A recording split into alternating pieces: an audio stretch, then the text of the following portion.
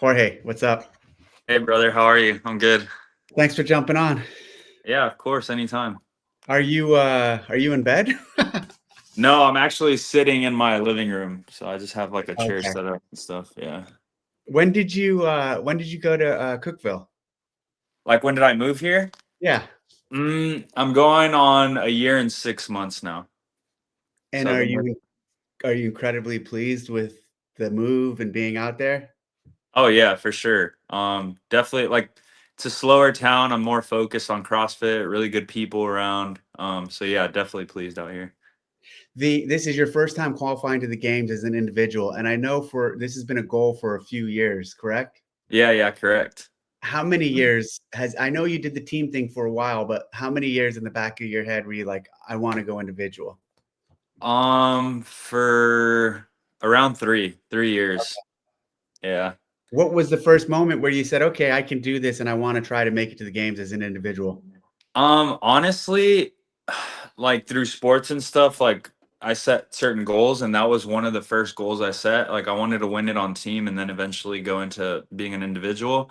So I knew it could happen, but I knew there had to be like a lot of sacrifice and stuff, which I've done over the last couple of years. But yeah, I would say when I came up with the goal, I knew it could happen. I just had to trust the process. What did you play other sports growing up? Yeah, so I played football, baseball, and then I played collegiate baseball. So I went Division 1. Oh wow, where? I went to San Diego State. Okay. And is that how you ended up with the Invictus crew and all of them from college? Yeah, so I retired from baseball. I tore my UCL and decided not to continue to play. And so I was kind of really depressed and I was walking around downtown San Diego and that's where I saw CrossFit Invictus and just kind of walked in. No way. Yeah, yeah. So when I walked in, I didn't really know what it was. I thought it was just like a normal gym. And I saw the banners. I didn't know at the time who they were, but it was like Josh Bridges, Lauren Fisher, Rasmus Anderson just holding a trophy. And I was just kind of like, oh, I want to do that. I don't know what it is, but it looks cool. So I just joined a week free classes and then I started from there. D1 baseball. That's kind of a big deal. Yeah, yeah. I mean, I thought that was going to be the ultimate goal. I wanted to be a major league baseball player. And then I tore my elbow, but it brought me to this, which is even better, I would say. So you were a pitcher? Yeah, I was a pitcher, closer. Okay. Where'd you grow up, by the way? So Del Rio, Texas, it's a small border town that borders Mexico. Okay. Are Yeah. you fluent in Spanish? Yeah, I'm fluent. I don't Damn. practice it much here, but definitely fluent.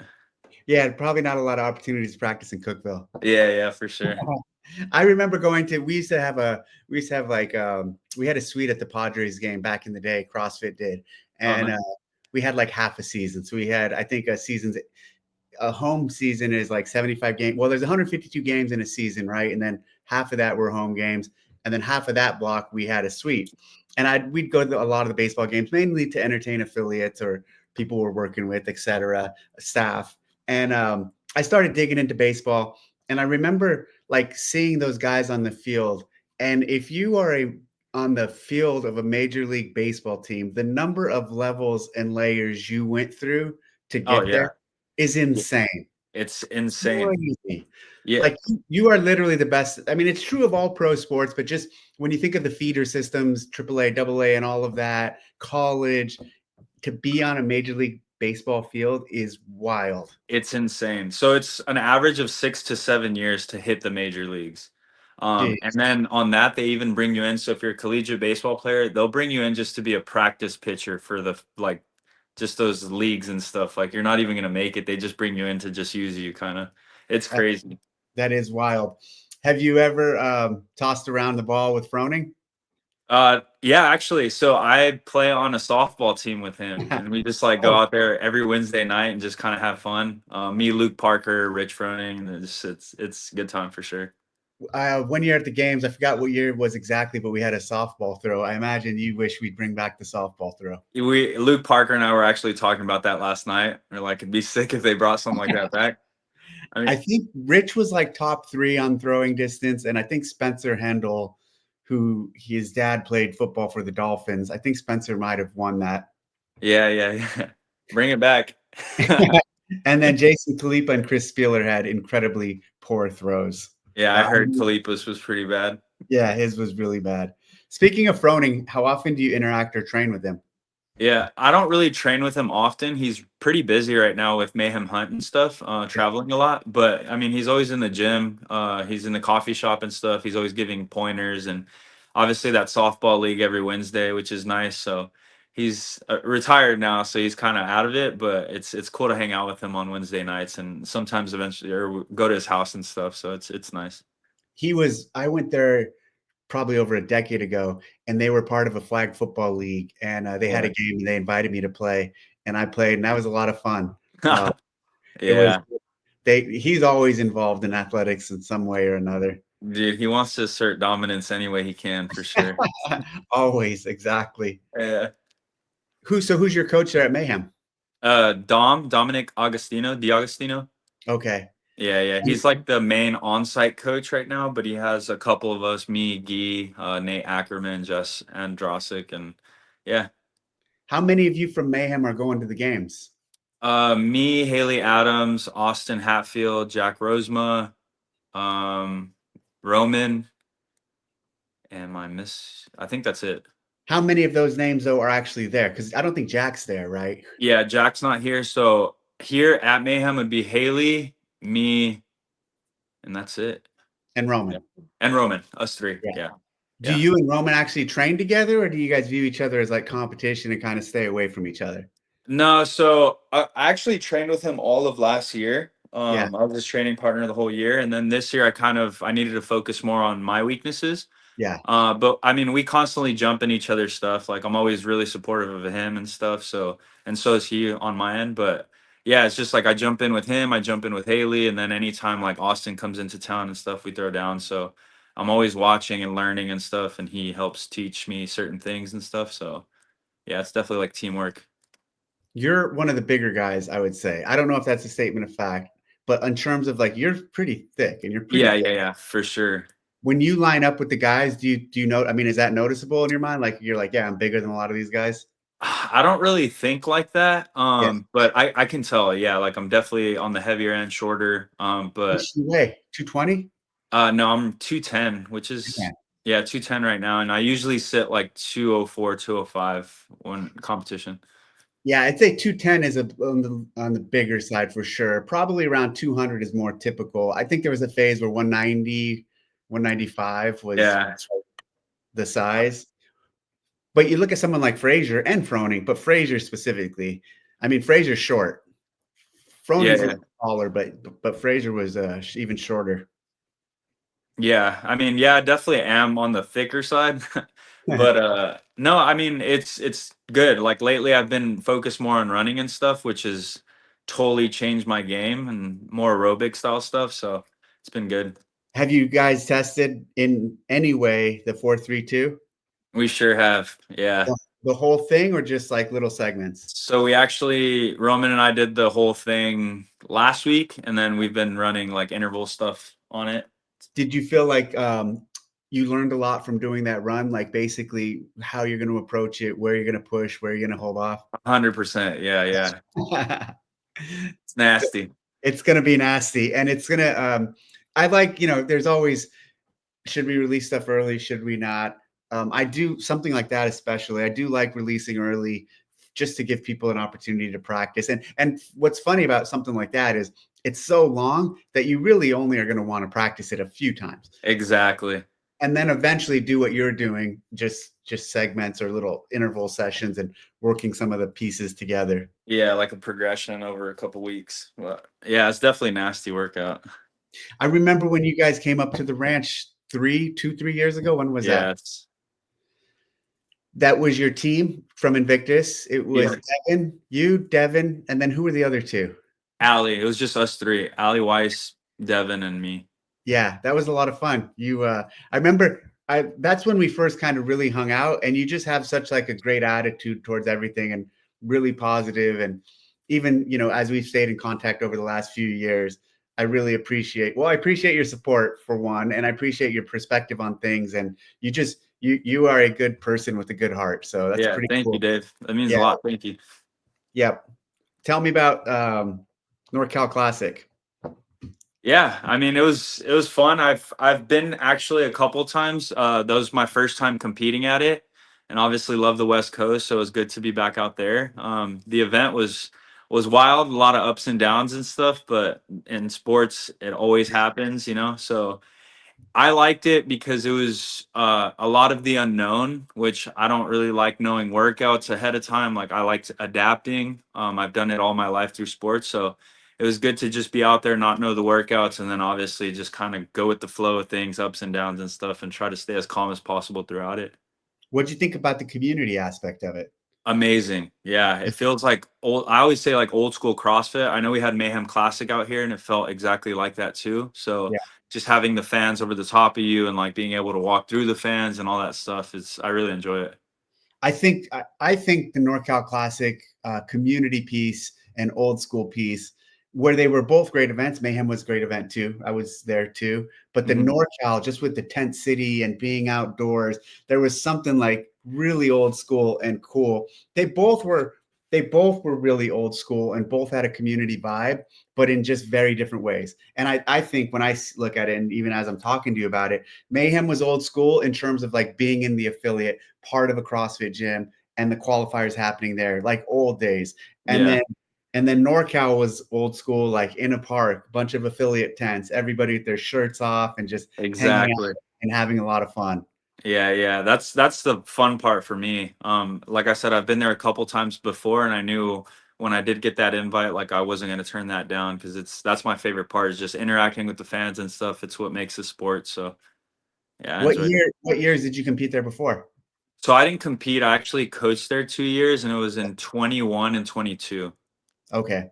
That's when they were at the other location. Yes, by the lakeside, I think. Yeah, yeah, Yeah, yeah. exactly. What about all the well, what'd you think of the programming? Did you not they did some wild stuff. Did you not mind the wild stuff? I don't personally. Like I said, I just like the unknowable. So the crazier it gets, like for me, I just like adapting. Like people are starting to, or people have trouble in the sport, like pacing certain things or strategizing. So the more it's unknown, like the better. Yeah. So that's what I like. So I thought it was good. It just obviously some people don't agree with certain things, but in sport, like things change and you have to adapt. Well, especially having the background of playing baseball throughout to the highest level minus the major leagues, basically, you have a lot of competition knowledge and ability to adjust. And Hmm. the athleticism, I think, carries over so much. Like some of the people you see in CrossFit, you're going to know exactly what I'm talking about, don't have an athletic background, and Yeah, even in the unknown environments are kind of rattled. A new movement being thrown at them, even if it's not completely complex, still, if you don't have an athletic background, can sometimes get in your head. exactly. Yeah. So I kind of take that and the experience of that, especially being a closer, like high pressure situations, like the more calm I can be in those, it just kind of gets me ahead of these other athletes in that aspect. A lot of people criticize that event for some of the execution and some of the I don't want to say judging issues, but what happened on the last event again? That affected you. I mean, you got there, right? Yeah, yeah, which was tough for me on that end because it was between me and Nate. And Nate's obviously here at Mayhem, or not here at Mayhem, but he gets programmed for Mayhem and stuff. And he's just a younger guy that I want to take under my wing and have helped him in certain things. He's coached by my coach. So it came down to the last event, and basically what happened was he was about to lift his last lift, but he had the wrong plates on, and then I guess Taylor ended up telling him a different weight, and they kind of switched and stuff. So if it wasn't for that mistake, he would have probably made the games. He would have hit the lift before me, and then he would have made it. So yeah, it was just like a really tough thing to deal with on my end because it felt like I didn't earn it. But then I look back at certain things and throughout the whole weekend Yeah, where the it's a whole combination weekend, of yeah, moments. yeah, It's every not just single that moment. exactly. So every event, every single day, my thing was I took a 17th on the first event. Then Yeah. after that, it was just kind of like, hey, try to take top sixes, chip away. Something's bound to happen or somebody's bound to mess up. Just keep executing. It was unfortunate that it happened that way at the very end. But yeah, it ended up happening, and I mean, Nate's got a bright future. Like something like this is, you can already see in his social media and like by talking to him and stuff, how like he's just driven and ready to attack next year. So he has a super long career. And then me, I just got to go out to the games and execute the way I know how. Have you guys talked after that? And you guys sounds like you're close. Yeah, yeah. So I actually texted him and was just like, "Hey, keep your head up. Like this is what's gonna help. Like this is the growth that you need at this time." And I mean, he understands that. Like, so I just told him like I'm here if he needs anything, and then obviously he'll come to train and I'll help him out and stuff. But yeah, we definitely do talk. So this season was unique in that there were multiple opportunities to kind of punch your ticket. We've never really had a season like this. As an athlete at the highest level, as a games athlete, what do you think of that? The way we had it, where you could do the online or you can go to multiple different semifinals. Yeah, I mean, it was. I'm not gonna lie, it was definitely a tough season. Yeah, I'm 30 years old, so it was a lot of my body, a lot yeah, on my body. But overall, like this is the first year where it was a lot on my mind. I guess just the constant qualifiers and stuff like that. I also try to mix in some WFP stuff. So it was like games, then it was WFP. So I ended up deciding actually like 4 days before Syndicate that I wasn't going to go to Syndicate just yeah, because I felt so worn out. yeah. I knew that if I went, I would perform at 70%, and that's just not enough with the field. So I gave myself one more opportunity, which was NorCal. I rested throughout Syndicate, got on a short progression, and then ended up going to NorCal. So it was a lot, but just having the support here at Mayhem and them like agreeing, hey, let's rest these 2 weeks, don't go to Syndicate, and then go to NorCal for one more shot, and that's what we ended up doing. 30. So you're on the I don't want to say you're old at all, but you're on the tail end of like where Yeah. people are. I think Mhm. the last time I looked a couple years ago, I think the average age of a games competitor nowadays is it's like 26 or 25. Yeah. Yeah. And I think it's only trending more in that direction. Exactly. Yeah. It for Especially sure is. when you look at like how many of the current athletes are former teens, and some of these guys started like the Dallins and even Sprague. Some of these guys started in their teens, if not before their teens. Exactly. I agree with you. It's like with any sport, it's all evolving. And the kids I'm seeing nowadays, it's unreal, like what they're able to do. And I could just see it through sports. Like I've grown up doing this, like lifting weights, running and stuff. But the things I'm watching these kids do, it just wasn't a thing when I was young. So there was a Yeah, girl actually, they hosted like an age group camp. She started when she was 10 years old and she's 14 right now doing the Mayhem camps. I'm like, 10 years old? man, that's wild. I Yeah. remember years ago watching some ESPN show or something. They were talking about, and this is, well, like maybe the games were in their 10th, 15th year, somewhere in there. And they were like, so and so is a running back on the Bears, and he's lost a step, and his career is about to end. And I'm like, oh, he lost a step. Let me Google how old he is, and it's like 28 or 29.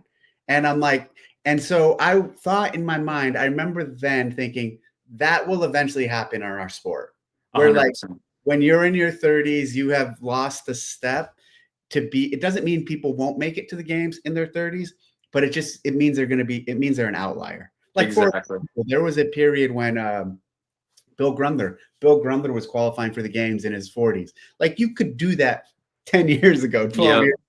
Now there's zero chance of being able to do No, that. you got this 17-year-old kid that's just as hungry and trying to get you out. Yeah, it's crazy. Yeah, absolutely. How much? I mean, do you have any plans to? I don't know if you want to share this, but do you have any plans to leave Cookville, or are you there pretty much near term? Yeah, Are you, yeah. For now, I mean, I'm enjoying everything here. Like I have a beautiful spot. I'm here by myself. I got great people in my life. Like I'm enjoying all this. Every time people ask me right now, like, "Hey, how's the games training? Are you stressed?" Things like that. I'm like, "No, I think this is the most fun I've had in training, period." Like I'm just enjoying the process right now. Luke, Gee, everyone's jumping in on my training sessions, and I'm like really excited to go to games. So I'm just gonna keep riding that and obviously sticking with the people here. We'll see where it takes me and stuff, but definitely plan on a couple more years of this and just try to hold on for sure. well, you have a great attitude. You have a great head on your shoulders. I appreciate that, and I look Thank you, forward to brother. seeing you in Albany. And thank you for the time, Jorge. Yeah, brother. It's always good to see you. Yeah, Hey, if you need anything, let me know. You know I'm always here. I know. Thank you. Yeah, Appreciate brother. it. All right.